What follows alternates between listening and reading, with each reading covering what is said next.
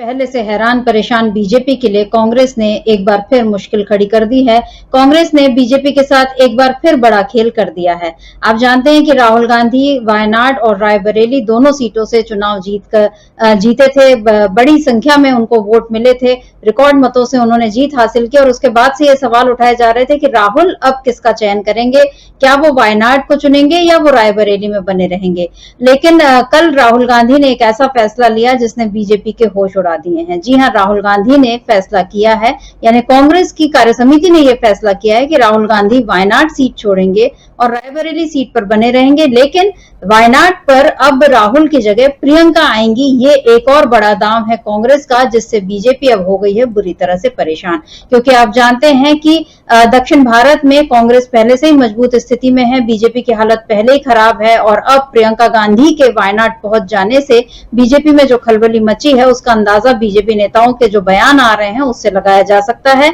वहीं रायबरेली पर राहुल के बने रहने के फैसले ने भी बीजेपी को परेशान कर दिया है, क्योंकि इस बार बीजेपी के लिए जो मुश्किलें खड़ी हुई सबसे ज्यादा यूपी से खड़ी हुई और उसी यूपी में अब राहुल अगर बने रहेंगे, और वैसे भी कांग्रेस में दो भारत जोड़ो यात्राओं के बाद उनका जो कद बढ़ चुका है कांग्रेस में और इंडिया गठबंधन में, उसके बाद ये समझ में आने लगा है कि राहुल गांधी की चुनौती से पार पाना बहुत मुश्किल हो गया। और ऐसे में राहुल गांधी जब रायबरेली पर बने रहेंगे तो पूरे यूपी में और यूपी से निकलकर जो संदेश जाएगा पूरे देश में, उसके लिए बीजेपी किस तरह से उसका सामना कर पाएगी, उस संदेश का या उस चुनौती का, ये देखने वाली बात रहेगी। और क्या है राहुल गांधी का इस फैसला, इसके जो मायने हैं ये क्या हैं, और कांग्रेस की इस रणनीति से कैसे परेशान हो जाएगी बीजेपी, आज इसी पर हम खरी खरी चर्चा करेंगे। हमारे साथ मौजूद है हमारे ऑनलाइन एडिटर अमलेंदु उपाध्याय जी। अमलेंदु जी, आपका बहुत बहुत स्वागत करते हैं इस कार्यक्रम में। कल जब हम लोग शाम को चर्चा मतलब ये हुआ जब मल्लिकार्जुन खड़गे के निवास पर राहुल गांधी, प्रियंका गांधी, सोनिया गांधी, केसी वेणुगोपाल, इन सब की जो बैठक हो रही थी, तभी ये चर्चाएं लग रही थी कि कांग्रेस कोई बड़ा फैसला ले सकती है। और उसके बाद जब बैठक से ये लोग बाहर आए और उसके बाद जो प्रेस कॉन्फ्रेंस हुई, उसके बाद देश में एक बार वैसी ही सियासी हलचल मच गई जैसे लोकसभा चुनाव के वक्त थी, क्योंकि राहुल गांधी ने ये फैसला कर लिया है कि वो वायनाड छोड़ेंगे और रायबरेली में बने रहेंगे। हालांकि राहुल ने ये भी अपने संदेश में बता दिया कि वायनाड से वो दूर हो रहे हैं, लेकिन फिर भी वो एक फिजिकली दूर होने वाली बात है, मन से वो वायनाड से जुड़े हुए हैं। और उसी तरह प्रियंका गांधी भी, जहां उन्होंने अमेठी और रायबरेली में बहुत मेहनत की है, अगर वो रायबरेली से चुनाव न लड़कर वायनाड जा रही हैं तो इसका मतलब यह है कि वो रायबरेली में भी है और वायनाड में भी हैं। राहुल गांधी और प्रियंका गांधी दोनों के कल जो बयान सामने आए उनसे यही समझ में आता है। पहले इनका ये बयान सुन लेते हैं राहुल गांधी का और प्रियंका गांधी का, उसके बाद हम इस चर्चा को आगे बढ़ाते हैं कि आखिर कांग्रेस की ये कौन सी रणनीति है जिसमें बीजेपी पूरी तरह से उलझ गई। सुन लेते हैं। मेरा रायबरेली से और वायनाड से इमोशनल कनेक्शन है। पिछले 5 सालों में मैं वायनाड का एमपी था और वायनाड के सब लोगों ने, हर पार्टी के लोगों ने प्यार दिया, तो उसके लिए मैं दिल से धन्यवाद करता हूं और पूरी ज़िंदगी उसको याद रखूंगा। प्रियंका वायनाड से चुनाव लड़ेगी, मगर मैं भी पीरियोडिकली वायनाड जाऊंगा और जो वायदे हमने वायनाड को किए थे उनको हम पूरा करेंगे। रायबरेली का पुराना रिश्ता है, काफ़ी खुशी हो रही है कि मैं उनको फिर से रिप्रेजेंट करूंगा, मगर आसान निर्णय नहीं था, मुश्किल निर्णय था, क्योंकि जुड़ाव दोनों के साथ। तो अमलेंदु जी, ये थे राहुल गांधी जो ये बता रहे थे कि कितना मुश्किल फैसला था। और पिछले दिनों जब वो वायनाड गए थे और वहां भी उन्होंने ये बात कही थी कि मेरे लिए बहुत मुश्किल वक्त है और मुझे कहाँ रहना चाहिए, तो वायनाड के लोगों ने बार बार आवाज लगाई कि वायनाड वायनाड, मतलब उन्होंने ये चाहा कि राहुल गांधी वायनाड न छोड़ें। लेकिन राहुल गांधी को वायनाड छोड़ना पड़ रहा है क्योंकि नियम है 2 जगह से तो वो सांसद नहीं रह सकते। और लेकिन उन्होंने ये भी बता दिया कि मैं पीरियोडिकली वहां जाता रहूंगा, यानी मैं वायनाड छोड़ नहीं रहा हूं, वहां का सांसद नहीं रहूंगा, लेकिन इसका ये मतलब नहीं कि वहां के लोगों के दुख दर्द में मैं शामिल नहीं होऊंगा। ये राहुल गांधी ने साफ साफ बता दिया है। राहुल गांधी का ये जो फैसला है या कांग्रेस का ये जो फैसला है, इसको आप किस तरह से देखते हैं? और प्रियंका गांधी के वहां चुनाव लड़ने के फैसले पर आप क्या कहेंगे अमलेंदु जी? देखिए समिता जी, एक तो जैसा राहुल गांधी ने खुद कहा कि भाई ये छोड़ना जो था वायनाड को, ये एक बड़ा फैसला था और बहुत आसान नहीं था। तो निश्चित तौर पे ये आसान नहीं था वायनाड को छोड़ना राहुल गांधी के लिए, और राहुल गांधी ने वायनाड छोड़ा है। हालांकि इसकी संभावनाएं जो थी वो उसी दिन से लगाई जानी थी जिस दिन सोनिया गांधी रायबरेली गई थी, और रायबरेली जाकर के उन्होंने कहा था रायबरेली के लोगों से कि मैं आपको अपना बेटा सौंप रही हूँ। तो जब सोनिया गांधी ने कहा था कि मैं आपको अपना बेटा सौंप रही हूँ, तो उसी दिन ये स्पष्ट हो गया था कि राहुल गांधी रायबरेली ही रखेंगे और वायनाड उनको छोड़ना होगा, क्योंकि दो जगह से आप सांसद नहीं रह सकते हैं। और तो राहुल गांधी ने वही किया है कि वायनाड को छोड़ा है और उन्होंने रायबरेली को रखा है। अब इसके पीछे जो है समिता जी, वायनाड को छोड़ने का दर्द जो है वो भी राहुल गांधी का समझा सकता है। हालांकि उन्होंने कहा बाद में, ये भी कहा उन्होंने कि वायनाड और बरेली दोनों को जो है, रायबरेली दोनों को दो सांसद मिल गए हैं। यानी ये उन्होंने बता दिया कि वो वायनाड भी नहीं छोड़ रहे हैं, प्रियंका वहाँ रहेंगी तो वहाँ भी 2 सांसद हैं, और चूंकि रायबरेली प्रियंका संभालती रही हैं तो वहाँ भी 2 सांसद हैं। तो यानी कि राहुल गांधी और प्रियंका गांधी दोनों सांसद जो हैं वो वायनाड के भी सांसद हैं, दोनों रायबरेली के भी सांसद हैं। तो एक तरीके से उन्होंने उत्तर से दक्षिण का रिश्ता जो जोड़ा है राहुल गांधी ने, तो उस रिश्ते को उन्होंने बताया कि हम बखूबी निभाएंगे और दोनों भाई बहन मिलकर के जो है उत्तर से दक्षिण तक कांग्रेस को भी बढ़ाएंगे, और वायनाड और रायबरेली दोनों का प्रतिनिधित्व जो है वहाँ की जनता को ये महसूस नहीं होने पाएगा कि एक हमारा जो है प्रतिनिधि हमको छोड़ करके चला गया। तो ये नहीं होने पाएगा और इसको इस तरीके से करेंगे। तो ये एक बड़ा मूव मुझे लगता है कि है। दूसरा, जहाँ तक सवाल ये है कि प्रियंका गांधी को वायनाड से उतारने का क्या संदेश जाएगा, या प्रियंका गांधी को, जैसे पहले चर्चाएं चल रही थी कि अमेठी से लड़ाया जा सकता है और रायबरेली से राहुल लड़ सकते हैं, या राहुल अमेठी से लड़ें और रायबरेली से प्रियंका लड़ें। मुझे लगता है कि उस पर काफ़ी कुछ विचार किया गया होगा, फिर यही तय किया गया होगा कि अगर इस तरीके से किया जाता है तो फिर एक वो सेंट्रिक चुनाव जो है वो हो जाएगा रायबरेली और अमेठी केंद्रित, और फिर वो तुच्छ राजनीति जो है भारतीय जनता पार्टी की, उसमें आपका एक तरीके से फंसना हो जाएगा, और निम्न स्तर के आपको सवालों के जो है उत्तर फिर निम्न स्तर पर ही जाकर के देने पड़ेंगे। जाहिर सी बात है कि कोई आपके वो पत्थर फेंक रहा है तो आपको पत्थर से अपने का बचाव तो करना होगा। तो स्मृति ईरानी या भारतीय जनता पार्टी जिस निम्न स्तर की राजनीति करती हैं, तो उस स्तर पर जाकर के राजनीति करनी पड़ती है फिर दोनों को ही, और जो कि गांधी परिवार की लीगेसी उसकी अनुमति नहीं देती है कि उस स्तर पर जाकर के आप राजनीति करें जिस स्तर पर जाकर के भारतीय जनता पार्टी या स्मृति ईरानी करती हैं। तो वहाँ उससे निश्चित तौर पर बचा गया, और फिर ये रास्ता अपनाया गया कि चूंकि प्रियंका गांधी लगातार रायबरेली और अमेठी में सक्रिय नहीं है। मुझे ध्यान पड़ता है कि 1999 के चुनाव से ही प्रियंका गांधी लगातार जो है वो रायबरेली में सक्रिय है। उसके पहले वो राजीव गांधी के साथ रायबरेली अमेठी जाती रही हैं। वो एक अलग का मसला है, जो वो छोटे की बात थी उनकी, जब वो बचपन था, किशोरावस्था में थी। लेकिन जब से वो वयस्क हुई और राजनीति के नज़दीक से उन्होंने देखना शुरू किया, तो रायबरेली से उनका इस तरीके से रिश्ता रहा, और अमेठी की भी कमान एक तरीके से प्रियंका गांधी ही संभालती रही थी जब राहुल गांधी वहाँ से चुनाव लड़ते थे। तो ये समझा जा सकता है समिता जी कि अमेठी और रायबरेली दोनों से प्रियंका गांधी का रिश्ता रहा है, और उस रिश्ते को भी उन्होंने वहाँ मौजूद किया। तो ये एक बड़ा दांव कांग्रेस का इस तरीके से आप समझ सकती हैं कि उन्होंने जो रायबरेली की लीगेसी थी उसको एक तरीके से रखा है, और ये संदेश भी दे दिया है कि यानी नेहरू गांधी परिवार की जो लीगेसी है, जो मतलब इसके बाद फिर लोग ये चलाने न लग जाए, खासतौर से जो कॉरपोरेट मीडिया है, जो मोदी मीडिया है, वो यहाँ ये ना चलाने लग जाए कि साहब घर के अंदर 2 शक्ति के केंद्र हो गए हैं, अब प्रियंका गांधी प्रधानमंत्री पद की दावेदार होंगी, राहुल गांधी को पीछे कर दिया। तो इस तरह की खबरें न चलने दी जाएं, इसलिए भी प्रियंका गांधी को रायबरेली से नहीं उतारा गया, ताकि ये संदेश साफ रहे कि जो नेहरू गांधी परिवार की लीगेसी है उसको अभी राहुल गांधी ही ओन कर रहे हैं। प्रियंका गांधी राजनीति में उतर रही है, मतलब संसदीय राजनीति तो है ही वो खैर, लेकिन संसदीय राजनीति में जब डेब्यू करने के लिए जा रही हैं, तो अभी लक्ष्य जो है वो प्रधानमंत्री पद का कोई दावेदार बनने नहीं जा रहा है। ना राहुल गांधी हैं अभी,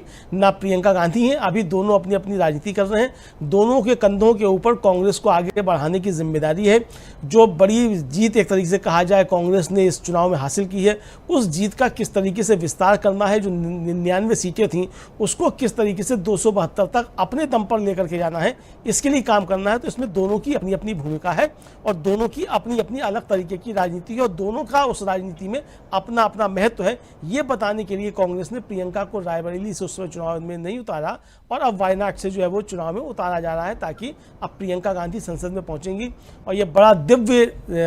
दर्शन होगा मोदी जी के लिए कि जब राहुल गांधी और प्रियंका गांधी दोनों भाई बहन जो हैं जब सदन के अंदर मोर्चा संभालेंगे तब मोदी जी की जो है वो देखना होगा कि मोदी जी की वाणी पर सरस्वती किस तरीके से विराजती है। ये बड़े दिलचस्प नज़ारे होंगे शर्मिष्ठा जी। अच्छे तरीके से समझाया जा सकता है कि मोदी जी के लिए जो है वो कठिनाइयाँ निश्चित तौर पर बढ़ने वाली हैं, क्योंकि राहुल गांधी जिस तरीके से जवाब देते हैं वो अलग तरीके के जवाब होते हैं, लेकिन प्रियंका गांधी जिस तरीके से दम ठोक करके जवाब देती हैं और बातें करती हैं वो नरेंद्र मोदी के लिए काफ़ी ज़्यादा विचलित करने वाली होंगी।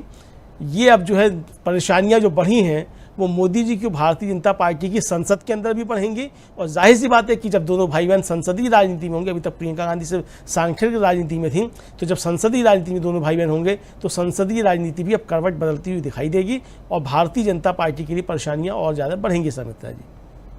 जी बिल्कुल, कांग्रेस का ये जो मास्टर स्ट्रोक है इसने इस बार पूरे गेम को ही चेंज करके रख दिया, ये कहना बिल्कुल मेरा ख्याल है सही होगा, क्योंकि राहुल और प्रियंका की ये जो टीम है ये मिलकर अभी तक हमने देखा है कि चुनाव में जिस तरह से ये लोग प्रचार करते रहे थे कि इधर का जिम्मा वो संभालें, इधर का जिम्मा वो संभालें, इस तरह से इन्होंने अपने कार्य क्षेत्र भी बांट रखे थे। और प्रियंका गांधी तो लगातार यूपी को उन्होंने जब से उनको 2022 में ये पूरा यूपी का प्रभार भी सौंपा गया था और विधानसभा चुनाव में ठीक है उस समय टिकटें नहीं आई, लेकिन आधार मजबूत हुआ। और उसके बाद भी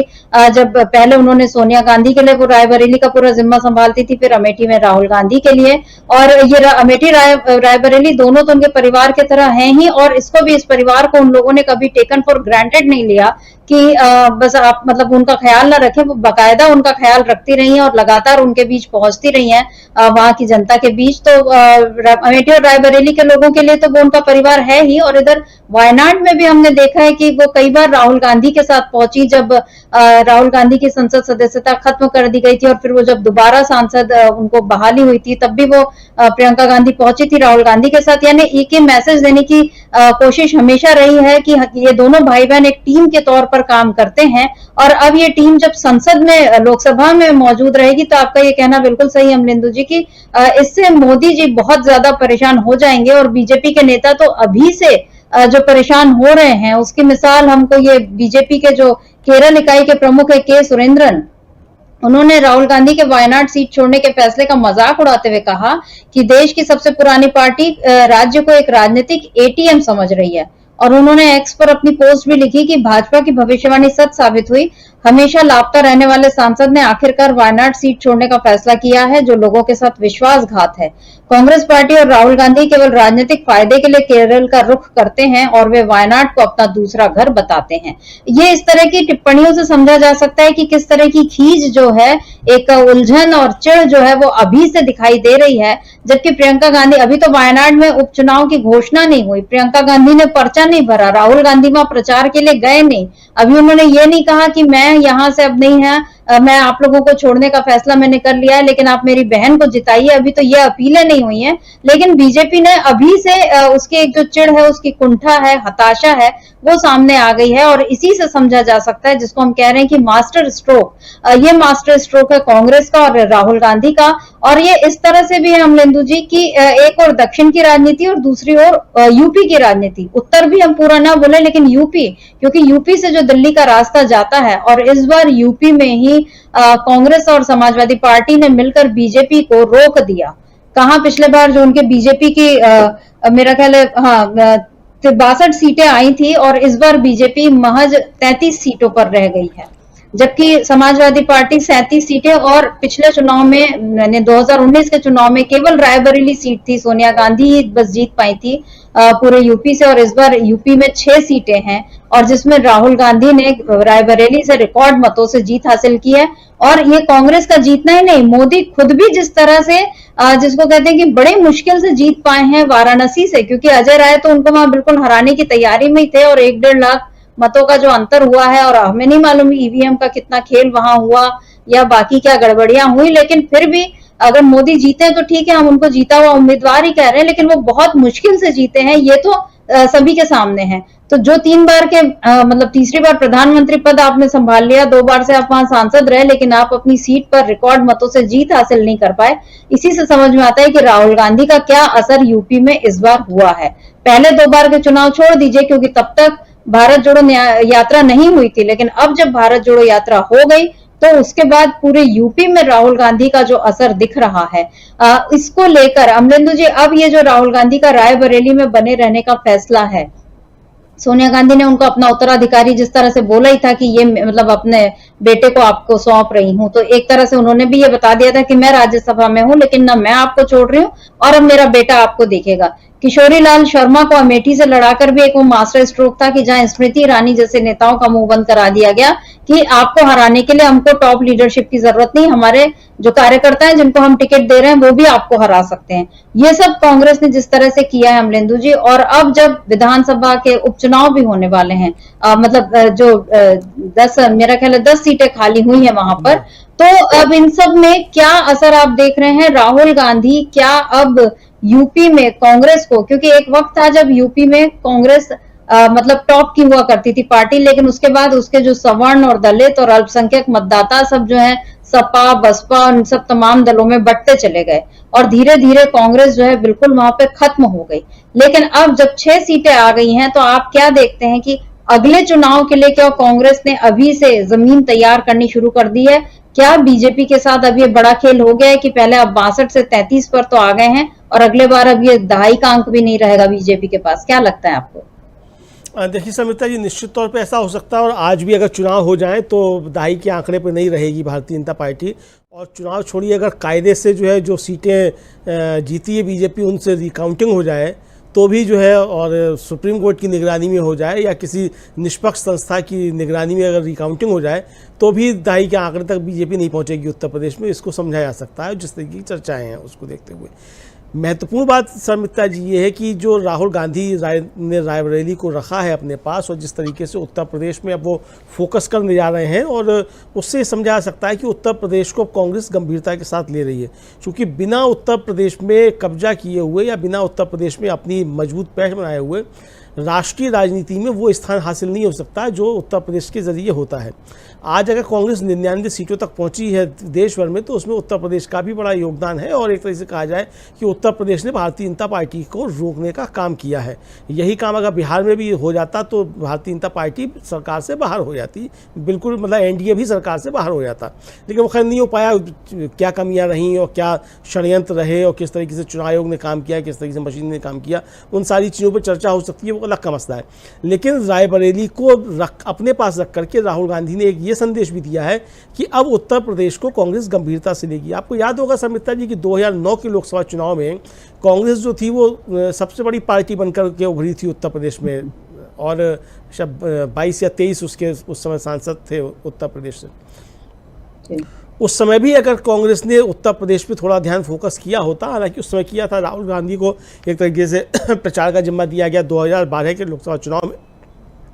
लेकिन कोई जिम्मेदारी जो थी वो राहुल गांधी को उस तरीके से नहीं दी गई, ना राहुल गांधी को उस तरीके से प्रोजेक्ट किया कि ये उत्तर प्रदेश के लिए कोई काम कर रहे हैं। तो अगर उस समय किया था तो उस समय उत्तर प्रदेश की स्थिति कुछ दूसरी होती है। उसके बाद तो फिर परिस्थितियां बदलना शुरू हो गई थी। डॉक्टर मनमोहन सिंह की सरकार को जिस तरीके से भारतीय जनता पार्टी ने और उस समय जो अन्ना हजारे थे उन्होंने मिलकर के जिस तरीके से अस्थिर किया, क्या वो बहुत सारी इतिहास की चीज़ें हैं वो हो जाती। लेकिन आज राहुल गांधी का लक्ष्य जो है उत्तर प्रदेश में कांग्रेस को खड़ा करना साफ तौर पर दिखाई पड़ रहा है, और इसके लिए जरूरी है कि राहुल गांधी लगातार अपनी सक्रियता उत्तर प्रदेश में बनाए रखें, क्योंकि आज कांग्रेस को जो स्थिति हासिल हुई है और गठबंधन में भी जो उसकी एक स्थिति बनी हुई है और लगातार उसके गठबंधन के सहयोगी कांग्रेस के साथ खड़े हुए हैं, तो उसमें एक तरीके से कहा जाए जो केंद्रीय भूमिका है वो राहुल गांधी की ही है। और राहुल गांधी की भारत जोड़ो यात्रा ने इस देश की राजनीति को बदला है, कांग्रेस को भी बदला है और देश में गठबंधन की राजनीति को भी बदला है। तो बहुत कुछ काम राहुल गांधी की उस यात्रा ने किया। तो राहुल गांधी अगर उत्तर प्रदेश की तरफ ध्यान रखते हो, यहाँ फोकस करते हैं, तो जाहिर सी बात है कि आने वाले समय में उत्तर प्रदेश की राजनीति में भी ज़बरदस्त तरीके से परिवर्तन हमको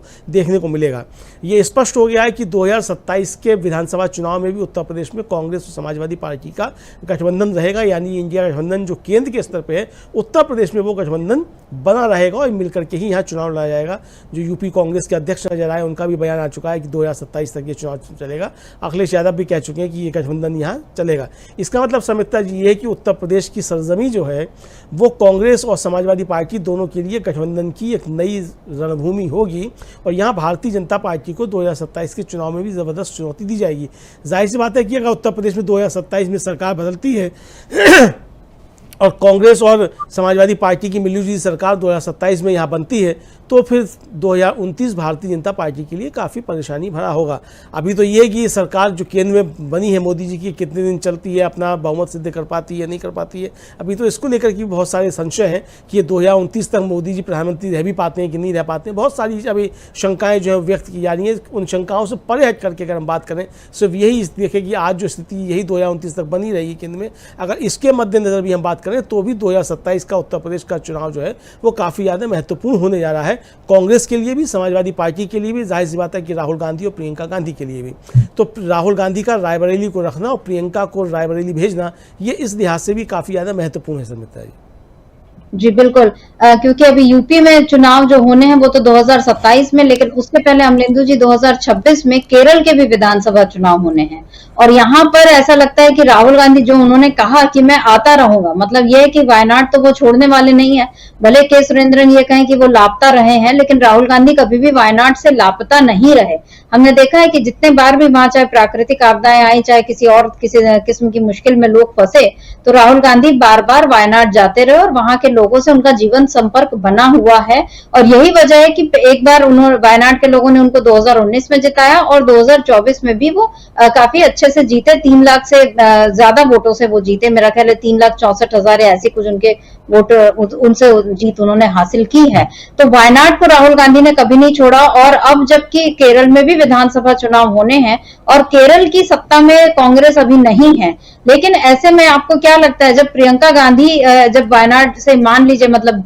संभावनाएं तो यही है कि प्रियंका गांधी जीत ही जाएंगी, वायनाड से उनकी हार का भी तो ऐसा कुछ आसार दिख नहीं रहा है, वो जीतने के ही उनके आसार नजर आ रहे हैं और ये तय है कि वो सांसद बनेंगी वहां से। और उसके बाद जैसा कि राहुल गांधी ने बोला है कि रायबरेली से भी हम दोनों सांसद और वायनाड से भी हम दोनों सांसद, यानी ये दोनों मिलकर ही काम करते रहेंगे। और प्रियंका गांधी ने उत्तर प्रदेश में अपनी सांगठनिक क्षमता को दिखाया है कि किस तरह से वो पार्टी के संगठन को मजबूत कर सकती हैं, या जरूरत पड़ने पर गठबंधन सहयोगियों को किस तरह से साथ ले सकती हैं, कैसे वो डील करा सकती हैं, ये सारी चीजें उन्होंने साबित कर दी हैं। उनके भाषणों में भी एक जो सहजता है वो देखी जा सकती है। और वायनाड पहुंचकर भी जब वो केवल वायनाड तक सीमित नहीं रहेंगी, अब ये वो पूरे केरल को वहां से साध सकती हैं। तो क्या आपको लगता है कि केरल भी कांग्रेस मतलब वहां पर भी गेन करेगी, या जैसे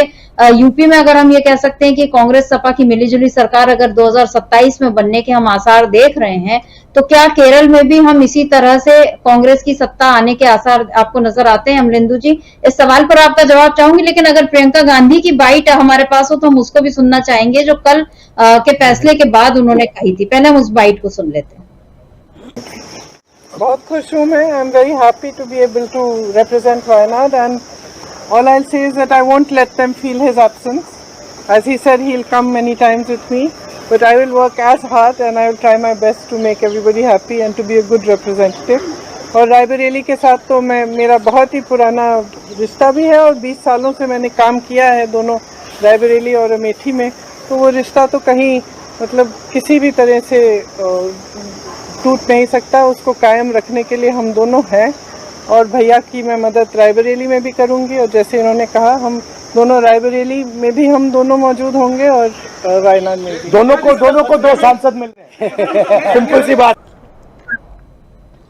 सी बात है, दोनों को 2 सांसद, यानी रायबरेली और वायनाड की जनता के हाथों में, दोनों हाथों में लड्डू होने वाले हैं, ये राहुल गांधी ने बता दिया। अमलेंदु जी, यहाँ आपने गौर किया होगा कि प्रियंका गांधी ने, मतलब राहुल गांधी ने जब अपने ये बात कही थी कि मैं वायनाड छोड़ रहा हूँ और रायबरेली में बना रहूंगा, उन्होंने हिंदी में अपनी बात कही। प्रियंका गांधी ने जब अपनी बात कही, उन्होंने अंग्रेजी में अपना बयान दिया, ताकि केरल के लोग जो सुन रहे हैं उन्हें भी ये समझ में आए कि किस तरह से प्रियंका गांधी अभी से वहां कनेक्ट कर रही हैं। और जहां रायबरेली की बात हुई, इन्होंने स्विच कर लिया हिंदी पर। अंग्रेजी और हिंदी पर एक जैसी कमांड है, बहुत अच्छी बात है, और बहुत अच्छे से अपनी बात वो रखती हैं कि लोगों से सीधे कनेक्ट कर पाती हैं। और यहाँ जो उन्होंने कहा कि मैं पहले भी जाती रही हूँ और अब मुझे अगर वहां काम करने का मौका मिलेगा तो मैं अच्छे से करूंगी, और भैया जो है वो उनके साथ रायबरेली में भी रहूंगी और वो यहाँ मेरे साथ रहेंगे। दोनों जगह 2-2 सांसद। बीजेपी इन दोनों सांसदों का मुकाबला रायबरेली में कैसे कर पाएगी, वायनाड में कैसे कर पाएगी, और लोकसभा में सबसे बड़ा सवाल तो यही है कि लोकसभा में कैसे कर पाएगी, क्योंकि लोकसभा में चर्चा ये है कि राहुल गांधी को नेता प्रतिपक्ष बनाने का प्रस्ताव तो है ही, अगर राहुल गांधी इस बात के लिए राजी हो जाते हैं। और उसके बाद वो देश भर में जैसे घूमते रहे हैं, लोगों से मिलते रहे हैं, और अब वो अगले लोकसभा चुनाव और विधानसभा चुनाव की तैयारी के लिए अगर वो देश भर में निकलेंगे, कभी वो संसद में नाम मौजूद भी रहे तो मतलब उनकी गैर मौजूदगी में प्रियंका गांधी जब मोर्चा संभालेंगी तो मोदी जी का क्या हाल होगा, बीजेपी के नेता किस तरह से, क्योंकि अब तो वहां पर जो इंडिया गठबंधन के जो सांसदों की संख्या बढ़ी है, सब एक से एक धुरंधर बातें रखने में, तथ्यों के साथ बातों को रखने में, कैसे मोदी इंडिया गठबंधन का इस बार मुकाबला कर पाएंगे? मोदी 3.0 क्या एकदम जीरो की ओर बढ़ते जा रही है अमलेंदु जी? निश्चित तौर पर समिता जी, मोदी 3.0 जो है उसके आगे से 3 हटा दीजिए तो 0.0000 होने जा रहा है, क्योंकि दिक्कतें मोदी जी के सामने बहुत ज़्यादा हैं। और जैसा कि आपने ध्यान दिलाया समिता जी, देखने वाली बात यह है कि प्रियंका गांधी जब केरल की बात, वायनाड की बात कर रही हैं तो अंग्रेज़ी में बात कर रही हैं, और जब रायबरेली की बात कर रही हैं तो हिंदी में बात कर रही हैं, यानी केरल और रायबरेली दोनों को एक साथ संबोधित किया। ये तरीका नरेंद्र मोदी के पास नहीं है। नरेंद्र मोदी जो है वो हिंदी भी जो है, अगर सामने टेलीप्रॉम्प्टर नहीं हो तो कायदे की नहीं बोल सकते हैं, छाती पीट सकते हैं, बस यही कर सकते हैं। तो ये जो डायलॉग डिलीवरी है, जो कम्युनिकेशन स्किल्स हैं, उसका भी बड़ा महत्व होता है राजनीति में समिता जी। मोदी जी बताए जाते थे कि बहुत बड़े कम्युनिकेशन एक्सपर्ट हैं, सीधे जनता की बात करते हैं, लेकिन मालूम पड़ा कि उसके पीछे तो टीपी था, टेलीप्रॉम्प्टर था। बिना टेलीप्रॉम्प्टर के मोदी जी गड़बड़ा जाते हैं, अबरा का जबरा करने लग जाते हैं। तो ये तो मोदी जी के सामने ये दिक्कतें बहुत ज़्यादा होंगी। दूसरी बात ये सर मित्रा जी कि देखिए, केरल के मतलब वायनाड के जरिए सिर्फ केरल का विधानसभा चुनाव ही नहीं कांग्रेस जो साध रही है, बल्कि इसके ज़रिए पूरे दक्षिण को साधेगी, एक तरीके से कहा जाए, क्योंकि दक्षिण से कांग्रेस को इस बार 42 सीटें आई हैं, 99 में से 42 सीटें दक्षिण से आई हैं। तो जाहिर सी बात है कि दक्षिण को संभालना है और उत्तर में विस्तार करना है। 2 लक्ष्य इस समय कांग्रेस के सामने हैं, दक्षिण को संभालो, उत्तर में विस्तार करो।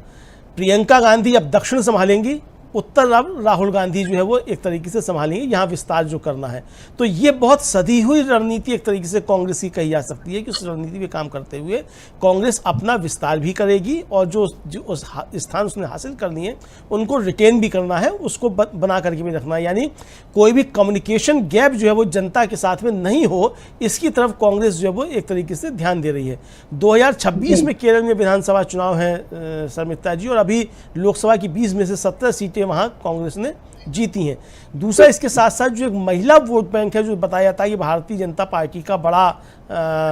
वोट बैंक जो महिलाओं से आता है, इस तरह की बातें कही जाती हैं। अब पता नहीं आता है कि नहीं आता, मुझे नहीं मालूम है कि आता नहीं आता, इस तरह का कोई डाटा अभी तक उपलब्ध नहीं है कि बताया जा सके महिलाओं ने कितना वोट दिया। लेकिन जो सर्वे एजेंसियाँ हैं वो सब कहती हैं बातचीत करके कि महिलाओं ने बड़ा संख्या में वोट जो है वो भारतीय जनता पार्टी को दिया। प्रियंका गांधी के जरिए अब कांग्रेस जो है इस महिला मतदाता को भी बहुत कायदे से अब संबोधित करने जा रही है, ये समझा जाएगा। प्रियंका गांधी जैसी भाषा शैली, प्रियंका गांधी जैसा राजनीतिक चातुर्य और राजनीतिक कौशल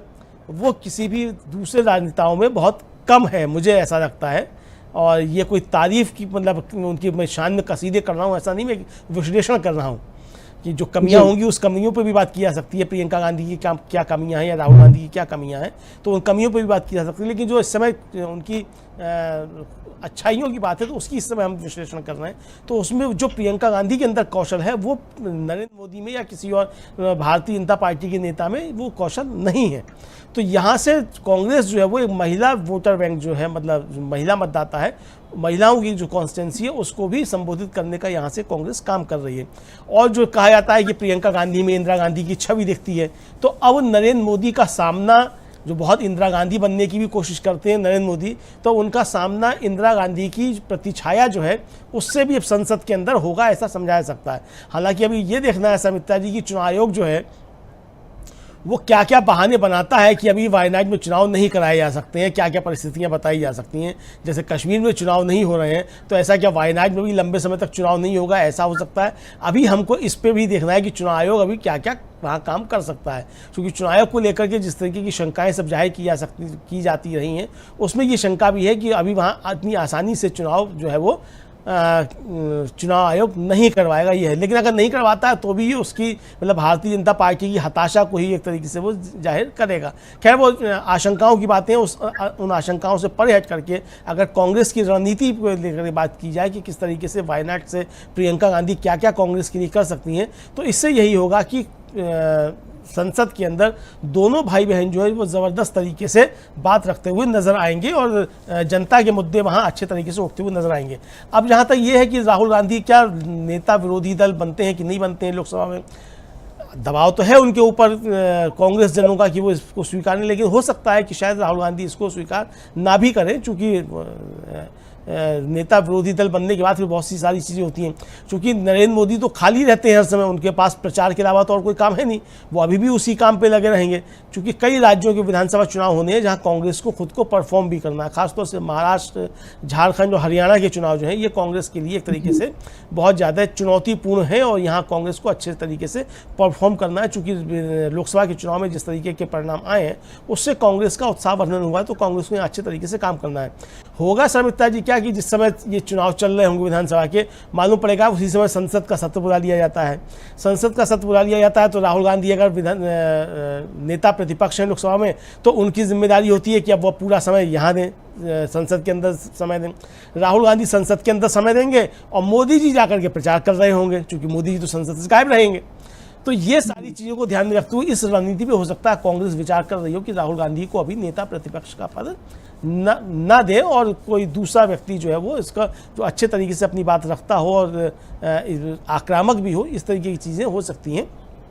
इस पर शायद काम कर रही हो कांग्रेस। लेकिन अगर राहुल गांधी संभालते भी हैं तो ये भी हो सकता है कि नेता प्रतिपक्ष के तौर पर राहुल गांधी संसद में मोर्चा संभालें और अगर चुनाव वगैरह की बात आती है तो प्रियंका गांधी जाकर के फिर मैदान में जाकर के मोर्चा संभालें। कुल मिलाकर के चाहे कुछ भी रणनीति हो और कुछ भी भारतीय जनता पार्टी करे शर्मिष्ठा जी, कांग्रेस ने बीजेपी के लिए संसद से लेकर के सड़क तक मुश्किलें बढ़ा दी हैं। मोदी जी का ये तीसरा कार्यकाल मोदी जी के लिए बहुत आसान नहीं होने जा रहा है। कांग्रेस और इंडिया गठबंधन उनको हर कदम पर संसद के अंदर भी और संसद के बाहर भी लगातार घेरेगा और नरेंद्र मोदी के सामने चुनौतियां काफ़ी ज़्यादा गंभीर होंगी और काफ़ी ज़्यादा परेशानियां उनके सामने बढ़ेंगी। उनको अब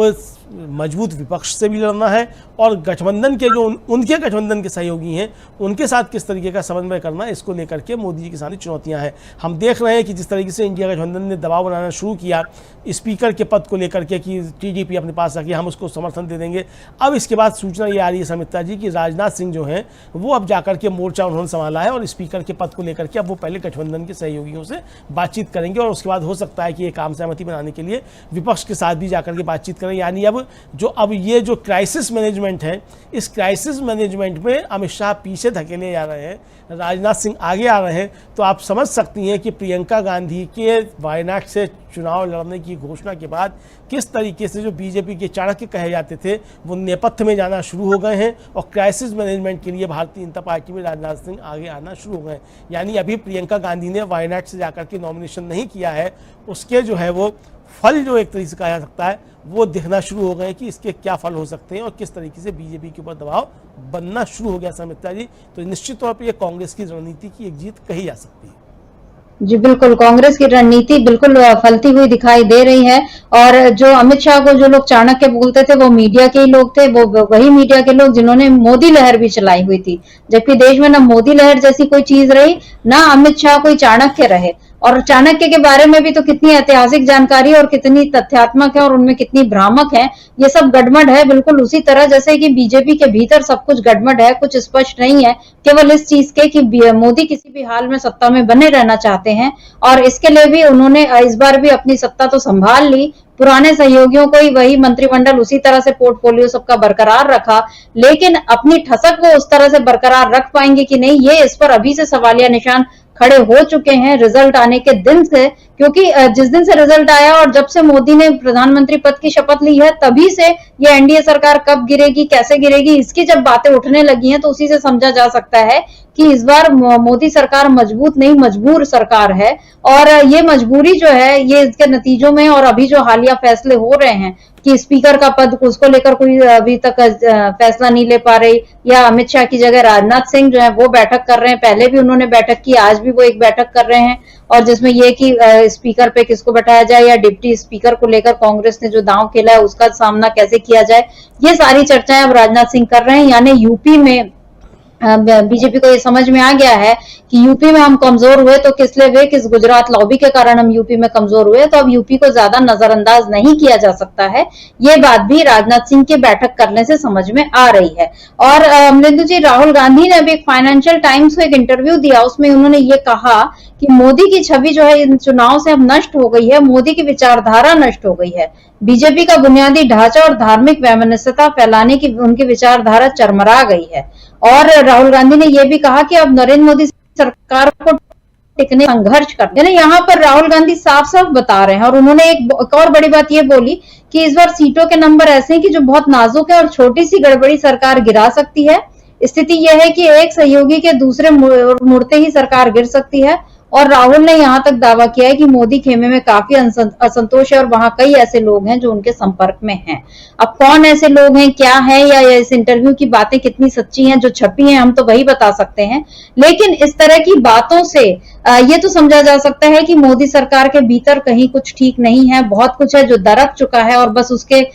फटने या अलग होने और गिरने का ही इंतजार है। लेकिन यहाँ जबकि अगले हफ्ते से लोकसभा चुनाव मतलब ये सेशन शुरू होने वाला है, स्पीकर पद को लेकर 26 तारीख को फैसला सामने आ जाएगा, और इस बीच प्रियंका गांधी को वायनाड से उतारने के फैसले का क्या असर हो सकता है दक्षिण भारत पर, इसकी चर्चा भी हम कर चुके। अब आते हैं यूपी के सवाल पर, जहां पर अभी जो 9 जो सीटें खाली हुई हैं उसमें से जो विधानसभा के लोग जो सांसद बन गए उनमें से 3 बीजेपी के, 4 सपा के, 1 आरएलडी और 1 निषाद पार्टी के। अब सपा की 4 सीटें तो जाहिर है सपा ही अपने पास रखेगी। हालांकि अजय राय ने ये बोल दिया है कि हम गठबंधन में ही उपचुनाव भी और बाकी आगे भी चुनाव लड़ेंगे, पर गठबंधन का ये मतलब तो नहीं है कि सपा की सीटें कांग्रेस लेगी। सपा अपनी 4 सीटों पर तो कायम रहेगी, बची 5 सीटें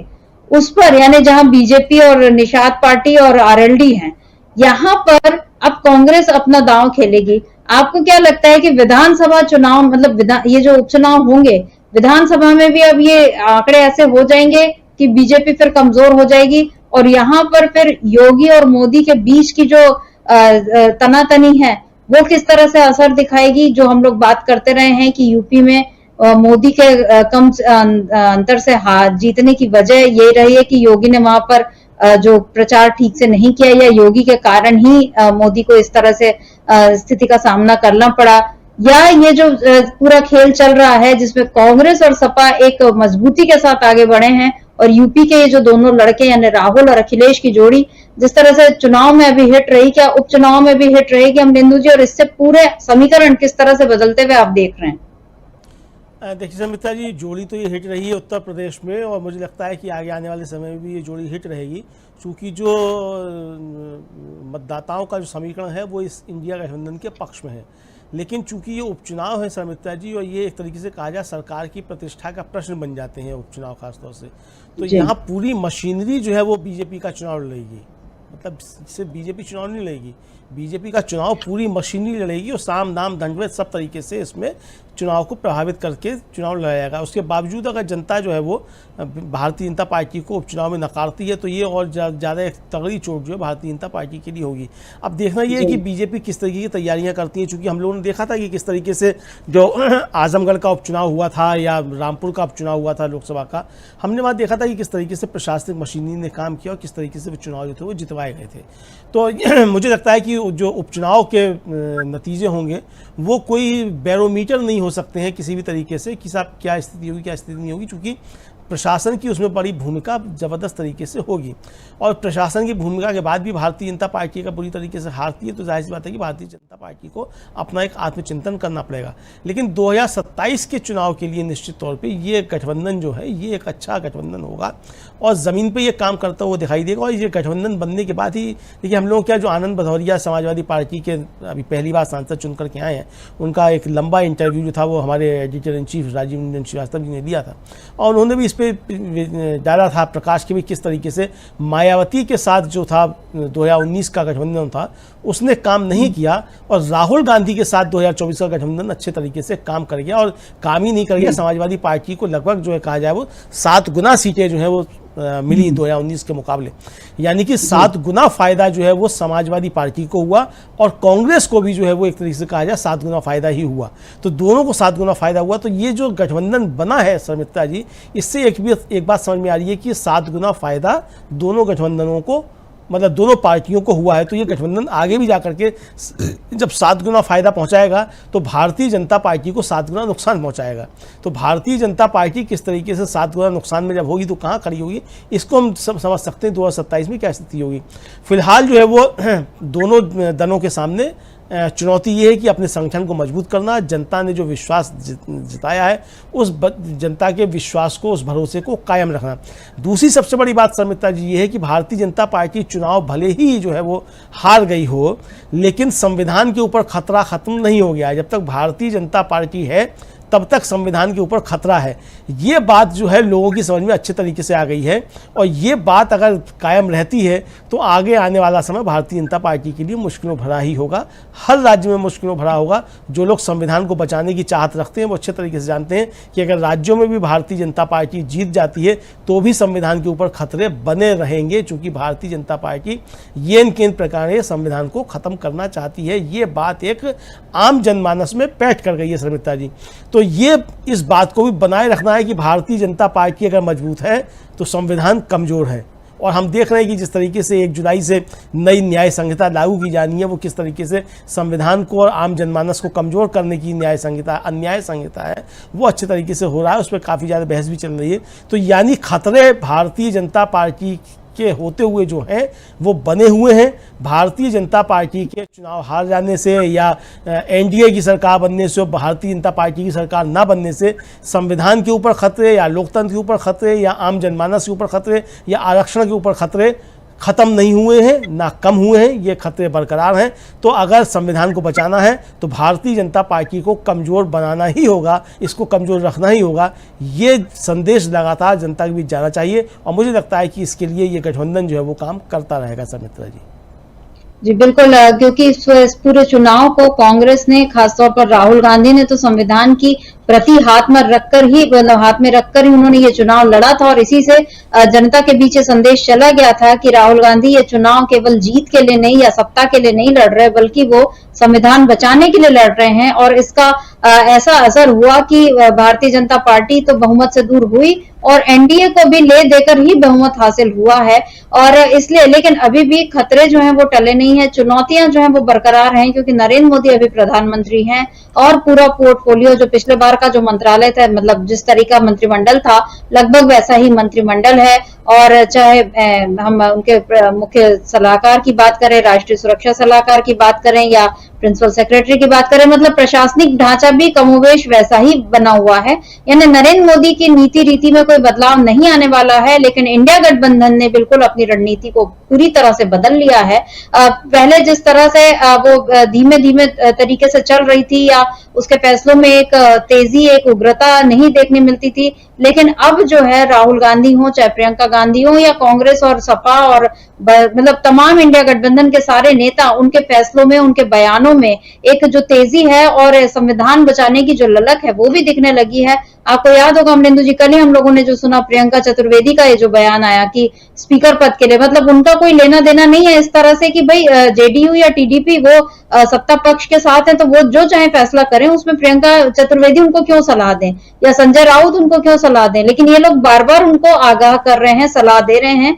बीजेपी से सावधान कर रहे हैं। और यही काम इंडिया गठबंधन ने जनता के साथ भी किया। उसने लोगों को बीजेपी से इस तरह से सावधान किया कि अगर बीजेपी को आपने जो 400 पार सीटें वो बोल रही है, अगर गलती से वो उसको मिल गई तो संविधान ही सबसे पहले खत्म होगा, और उसके बाद ये आरक्षण जैसी सारी बातें जिन पर एक नेता दूसरी बात बोलता है, दूसरी नेता तीसरी बात बोलता है, ये जो सारा गड़बड़ खेल चलता रहता है, बीजेपी को एक क्लियर स्टैंड अपना नहीं बताती कि आरक्षण को लेकर आखिर उसकी सोच क्या है, या संविधान को वो किस तरह से इज्जत देती है, ये सब नहीं बताती है। और लोकसभा में अभी भी जिस तरह से संसद परिसर में जो मूर्तियों को हटाने का काम हुआ है, बीजेपी के सारे फैसले को बता रहे हैं कि वो कहीं भी विपक्ष की राय नहीं लेगी, विपक्ष को साथ लेकर नहीं चलेगी, उसको कभी भी कोई राय मशविरा किसी फैसले में नहीं शामिल करेगी। यानी मोदी अपनी मनमानी करने की वो चलाते रहेंगे। हालांकि टीडीपी और जेडीयू हैं जो उनकी मनमानी पर रोक लगा सकते हैं, लेकिन इधर इंडिया गठबंधन भी अब अपनी पूरी तैयारी कर चुका है। और ये जो सबसे बड़ा फैसला कल हुआ, जिसमें राहुल गांधी वायनाड सीट से अपनी संसद सदस्यता छोड़ेंगे और प्रियंका गांधी वहां से चुनाव लड़ेंगी, ये एक मास्टर स्ट्रोक कांग्रेस ने चला है, क्योंकि कांग्रेस इस तरह उत्तर और दक्षिण दोनों को एक साथ अब साध रही है। चिकमंगलुरु, बेल्लारी, मेडक, ये सब पहले सोनिया गांधी और इंदिरा गांधी यहां से उन्होंने चुनाव लड़ा। दक्षिण भारत ने हमेशा कांग्रेस का साथ दिया। जब राहुल गांधी अमेठी से हारे तो वायनाड से जीते, ये बात भी कांग्रेस हमेशा बताती है, रेखांकित करती है। यानी दक्षिण के लोगों ने कांग्रेस को हमेशा मजबूत किया है, तो प्रियंका गांधी को भी जाहिर है वो मजबूती मिलेगी। और इधर यूपी में जो हमने वाराणसी की बात कर ली अमलेंदु जी, अयोध्या भी हारी है बीजेपी इस बार। वही अयोध्या जहां पर राम मंदिर का उद्घाटन करके मोदी ये सोच रहे थे कि यहां से वो पूरे देश को जीत लेंगे, लेकिन अयोध्या भी हार गए। तो अब कांग्रेस भी समझ गई है कि यूपी के लोग क्या चाहते हैं। और आपको याद होगा राहुल गांधी ने जब इस चुनाव नतीजों पर जो अपना बयान, उनका जो प्रतिक्रिया आई थी, उसमें उन्होंने यूपी की जनता के पॉलिटिकल जो विवेक है ना, उसके राजनीतिक विवेक की सराहना की थी। तो तभी से ये बात समझ में आ गई थी कि राहुल गांधी अब यूपी में अपना आधार और कांग्रेस का आधार मजबूत करने जा रहे हैं। तो अब देखना यह होगा कि कांग्रेस की इस रणनीति से, यानी अब यूपी से बीजेपी को बाहर करने वाली कोशिश जो अब कांग्रेस ने शुरू कर दी है, इस रणनीति का क्या असर होता है, कैसे बीजेपी इस खेल में मात खाती है और कैसे यूपी से भी बाहर होती है। आने वाले समय में यूपी में विधानसभा चुनाव होने हैं, उससे पहले केरल में विधानसभा चुनाव होने हैं और उसके पहले अभी लोकसभा का सत्र भी शुरू होना है। बहुत सारी चीजें हैं जिन पर काफी सियासी हलचल अब देखने मिलेगी। हम आगे भी इसी तरह की चर्चाएं करते रहेंगे। आज की इस चर्चा को हम यहीं रोकते हैं। अमलेंदु जी, आपका बहुत बहुत शुक्रिया। बने रहिए, परिचर्चा अभी जारी है। वीडियो को लाइक और शेयर कर दीजिए और चैनल को सब्सक्राइब कर लीजिए। आइए आगे सुनते हैं इस परिचर्चा। आशा है ये कार्यक्रम आपको पसंद आया होगा।